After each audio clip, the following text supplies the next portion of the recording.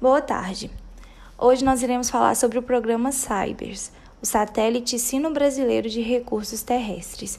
Nosso grupo é constituído por mim, Thaís Boixá, pela Cananda Rodrigues, pela Carla Rodrigues e a Samila Saraiva. O programa Cybers foi implantado em 1988 após a parceria entre o Instituto Nacional de Pesquisas Espaciais e a Academia Chinesa de Tecnologia Espacial, num convênio técnico-científico binacional envolvendo o Brasil e a China. A missão Cybers lançou 4 satélites de observação terrestre. O Cybers 1, que foi lançado em 1999 e tornou-se inativo desde 2003. O Cybers 2, que foi lançado em 2003 e tornou-se inativo desde o dia 15 de janeiro de 2009. Este satélite produziu cerca de 175 mil imagens. O Cybers 2B, que foi lançado em 2007 e operante até o início de 2010, e o Cybers 3, que foi lançado em 2013 e perdido no lançamento devido às falhas no veículo lançador.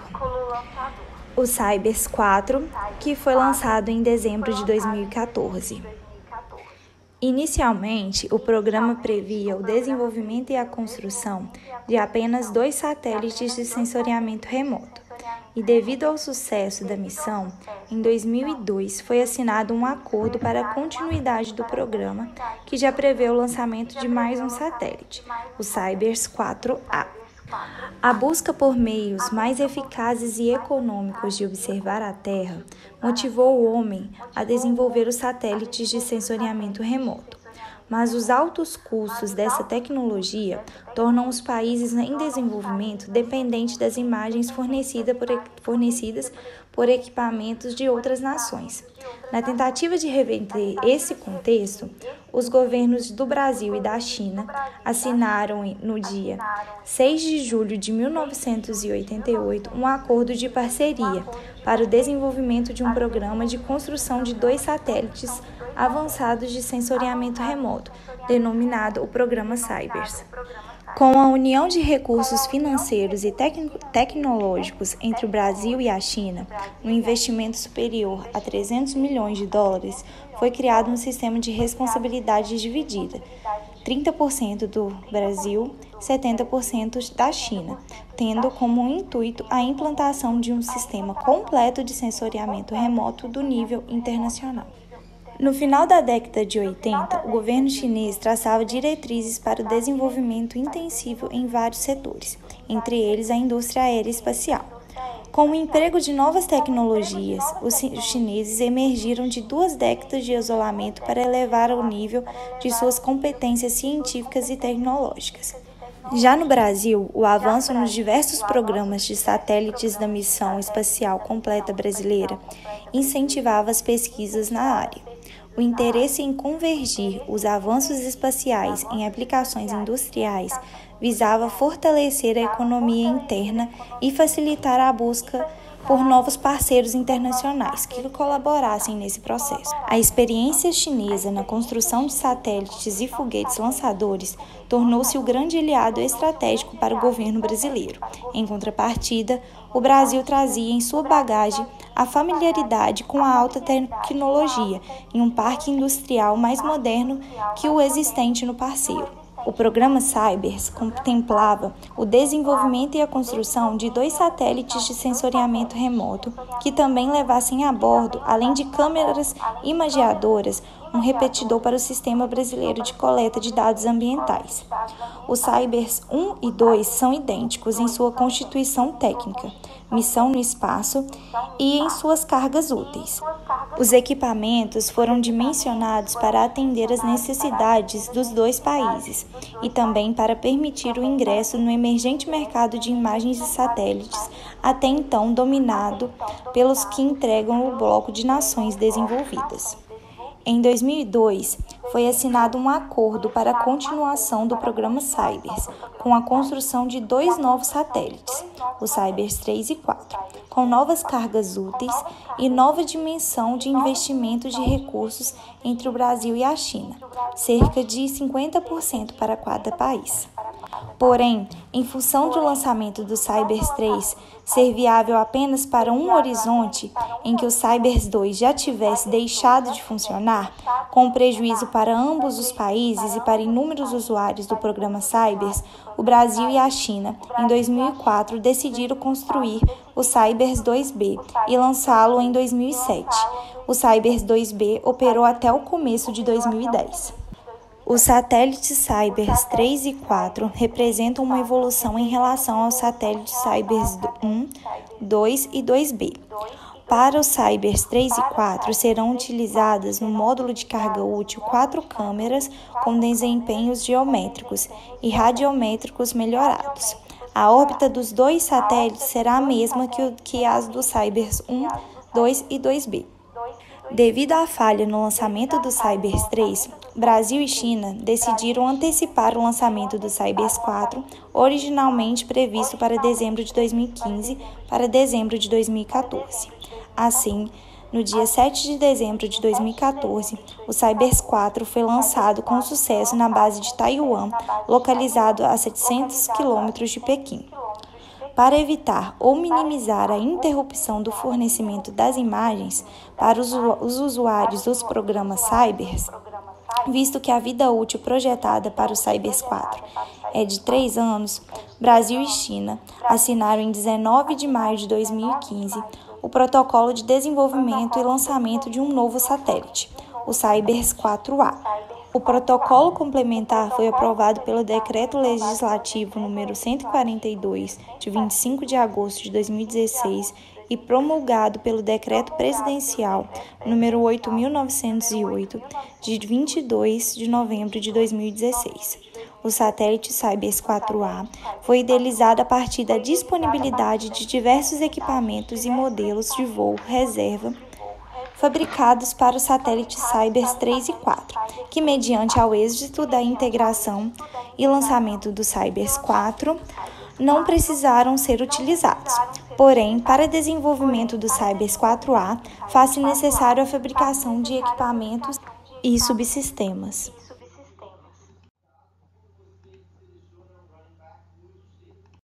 São compostos por 2 módulos.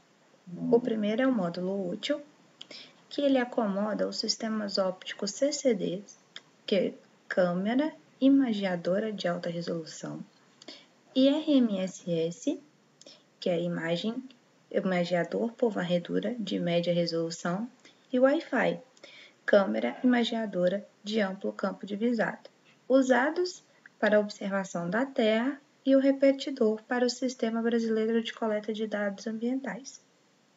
O segundo módulo é o módulo de serviço. Ele contém os equipamentos que asseguram o suprimento de energia, os controles, as telecomunicações e demais funções necessárias à operação do satélite.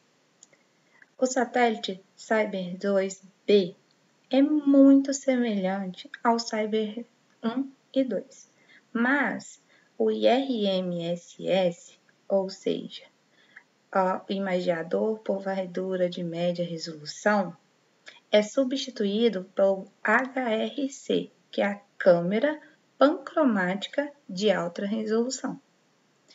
Os 1.100 watts de potência elétrica necessários para o funcionamento dos equipamentos de bordo são obtidos através de painéis solares que se abrem quando o satélite é colocado em órbita e se mantêm continuamente orientados na direção do Sol por controle automático. Cumprir os rigorosos requisitos de apontamento das câmeras necessários à obtenção de imagens de alta resolução, o satélite dispõe de um precioso controle de atitude. Nos casos do Cybers 2B, uma melhoria significativa é a instalação de um receptor de GPS e de um sensor de estrelas para assistir os mecanismos de controle de altitude.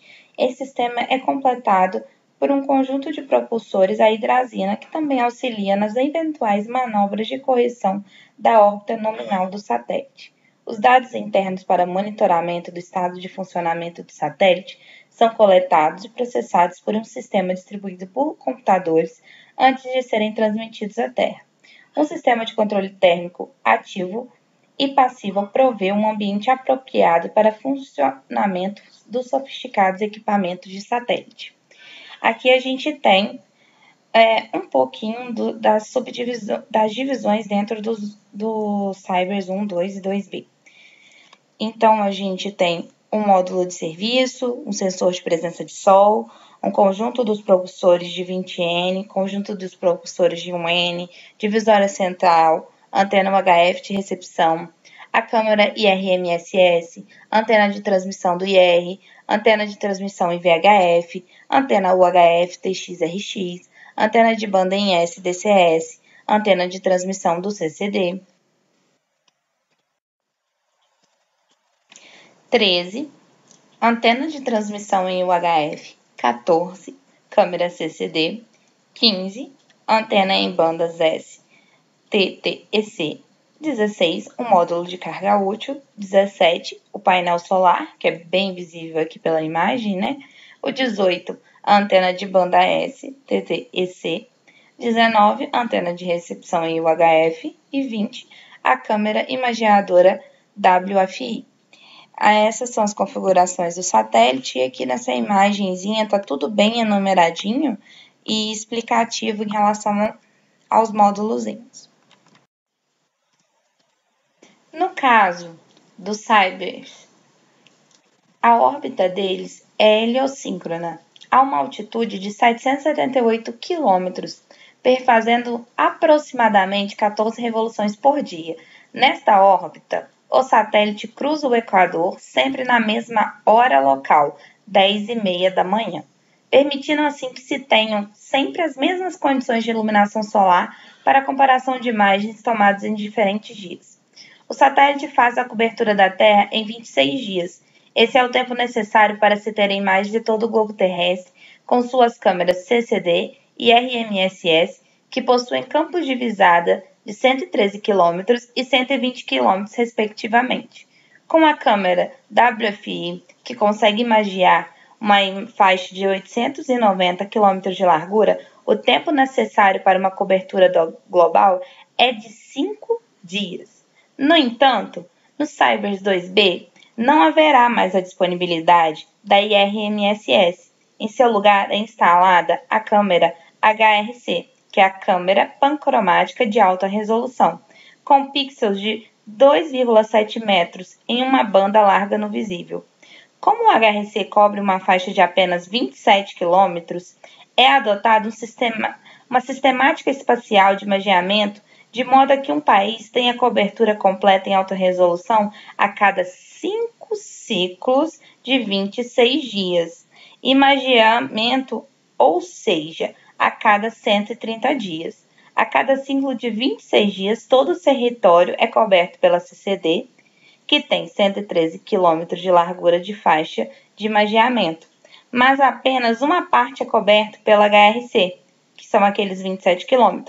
Portanto, são necessários cerca de 5 ciclos. Assim, para cada 5 coberturas completas do país com a CCD, tem-se uma cobertura completa com a HRC.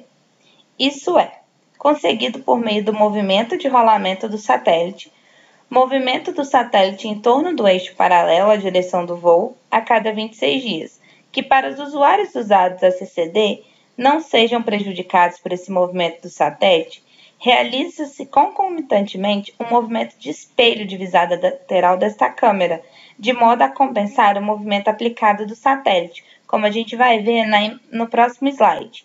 Assim, embora a HRC passe a imagiar novas faixas a cada ciclo de 26 dias, a CCD continua a imagiando sua faixa nadir. Nessas imagens, a gente vê um pouquinho dos diferentes campos de visada do Cybers 1 e 2 e a sua visão estereoscópica. A capacidade de apontamento lateral da câmera CCD de alta resolução, aliada ao tipo de órbita do satélite, torna possível a obtenção de pares estereoscópicos de certa região, em um intervalo de até 3 dias em 2 imagens.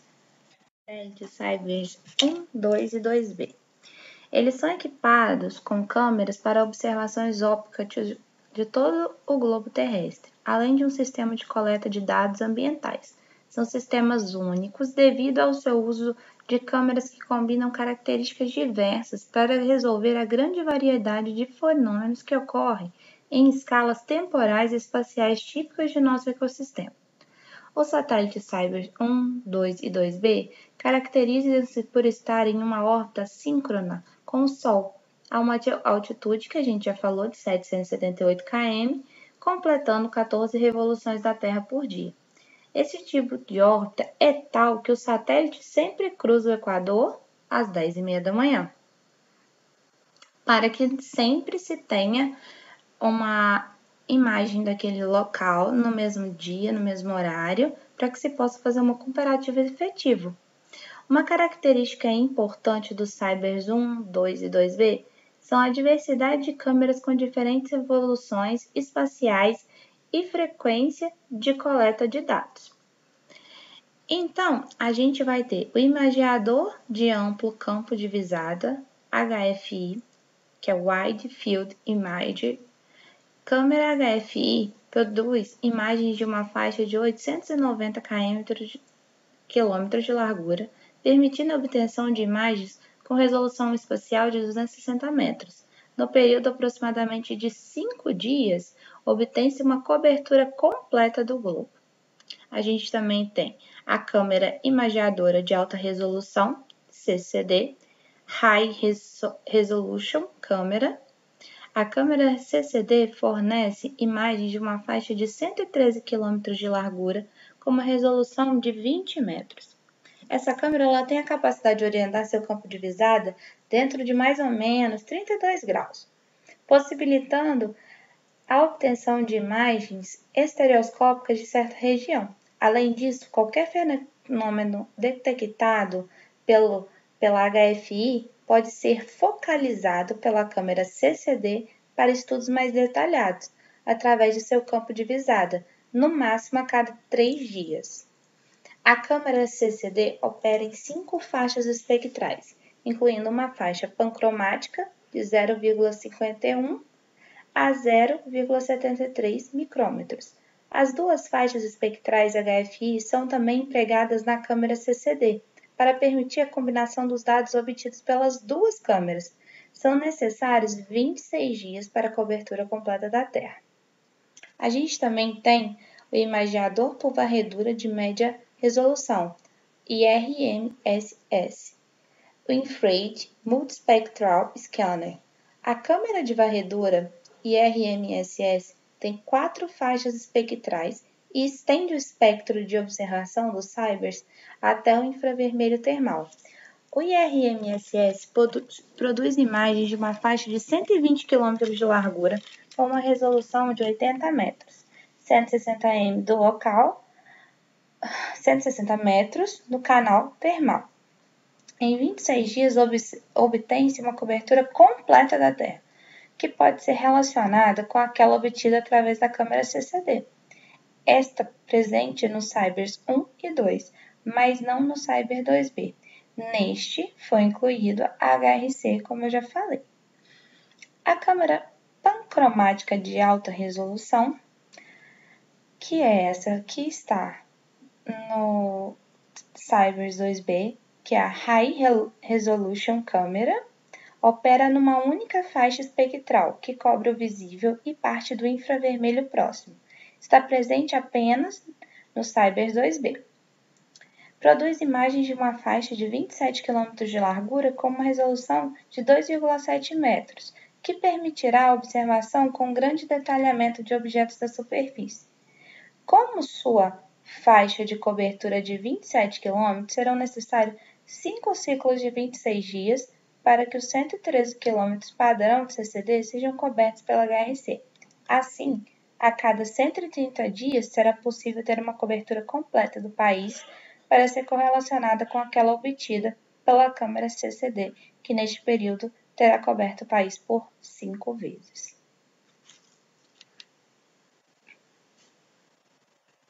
Como eu já havia dito, estes satélites são compostos por 2 módulos, o de serviço e o de carga útil. Só que dentro desses serviços, eles possuem vários subsistemas.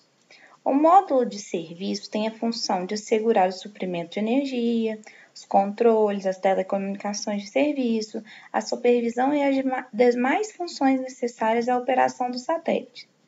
Os subsistemas que o compõem são estrutura, controle térmico, controle de órbita e altitude, suprimento de energia, supervisão de bordo e telecomunicações de serviço.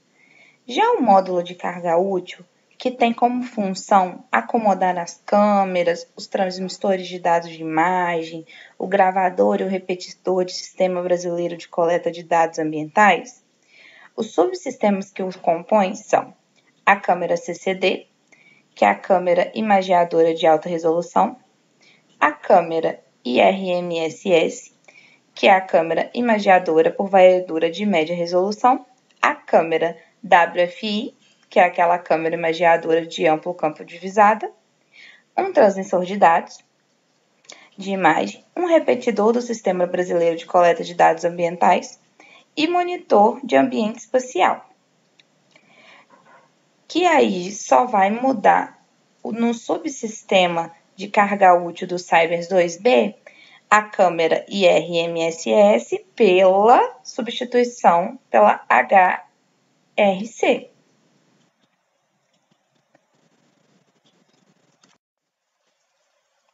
No quadro abaixo, a gente pode ver que são discriminadas as divisões de responsabilidade de cada país.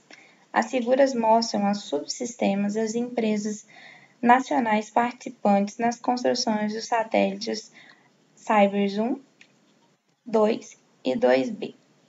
A gente pode ver que de responsabilidade de estrutura nós temos o Brasil, de controle térmico a China, de controle de órbita e altitude a China, de suprimento de energia ao Brasil, de supervisão de bordo a China, de telecomunicações de serviço o Brasil e a China. Já no módulo de carga útil nós temos a câmera CCD, de responsabilidade da China, a câmera IRMS para o Cybers 1 e 2 com a China e a HRC com a China também, a câmera HFI com o Brasil, o transmissor de dados de imagem com a China, o Sistema Brasileiro de Coleta de Dados Ambientais, fica de responsabilidade com o Brasil, né? O monitor de ambiente espacial com a China.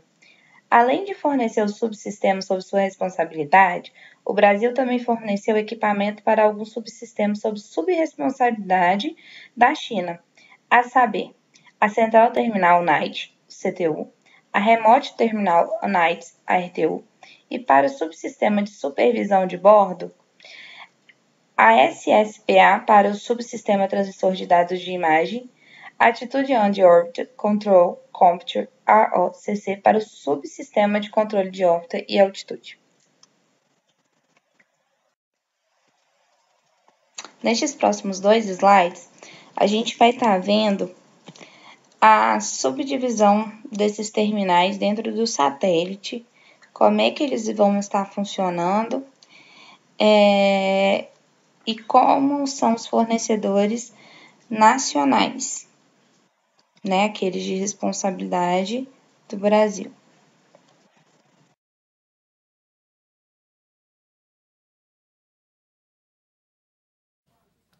Essa é uma imagem do dia do lançamento, dia 9 de dezembro de 2013, do Cybers 3.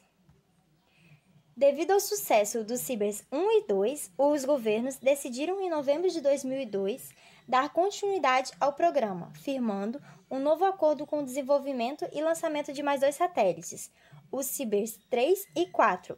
Eles são utilizados no módulo carga útil de 4 câmeras, uma câmera pancromática e multiespectral PAN, a câmera multiespectral regular MUX, a imageador multiespectral e termal IRS e a câmera de campo largo WIF, com desempenhos geométricos e radiométricos melhorados. O lançamento do satélite Cyber 3 foi no dia 9 de dezembro de 2013. Ele foi desenvolvido juntamente por Brasil e China e foi lançado por um veículo chinês, Longa Marcha 4B, no Centro de Lançamentos de Satélite na China. Caberia ao Cyber 3 ocupar as funções pertencentes aos satélites 1, 2 e 2B, todos eles já desativados. O 2B deixou de funcionar em 2010, razão pela qual o INPE se viu obrigado, desde então, a adquirir imagens e demais informações de monitoramento e territorial de outros países. O CIBER-3 seria o quarto satélite do programa a entrar em órbita. Os 3 satélites anteriores operaram adequadamente e cumpriram suas missões. Porém, houve uma falha no funcionamento do veículo lançador durante o voo e, consequentemente, o satélite não foi posicionado na órbita prevista.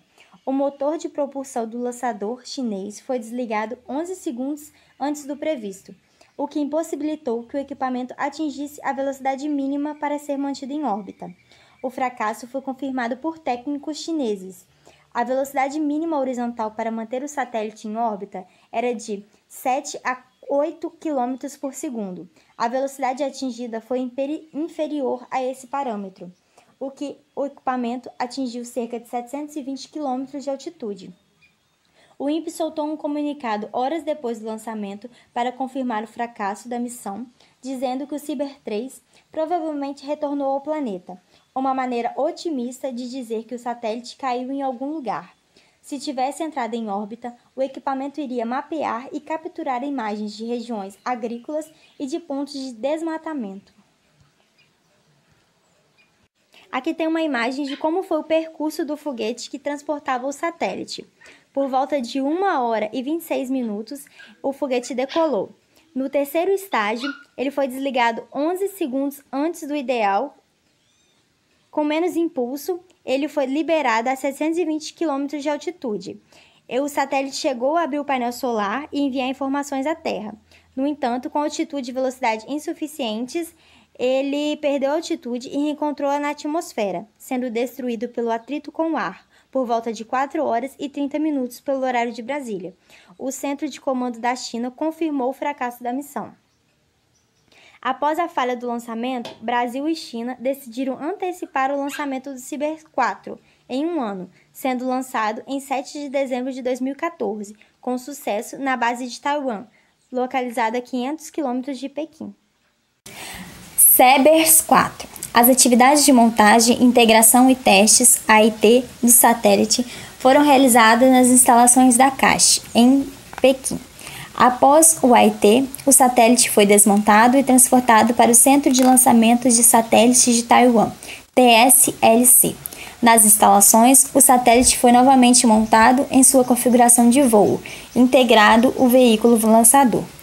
O lançamento inicial, previsto para dezembro de 2015, foi antecipado para dezembro de 2014. Nessa data, o satélite foi lançado com sucesso a partir do Centro de Lançamentos de Satélites de Taiwan, localizado a 760 km a sudoeste de Pequim.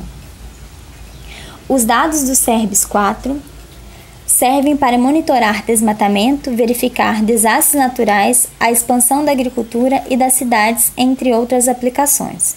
Em 4 anos de operação, mais de 550 mil imagens do satélite foram distribuídas a órgãos governamentais, instituições de ensino e iniciativa privada. Destas, aproximadamente meio milhão estão sendo usadas para empresas dos setores agrícola, florestal e de mineração.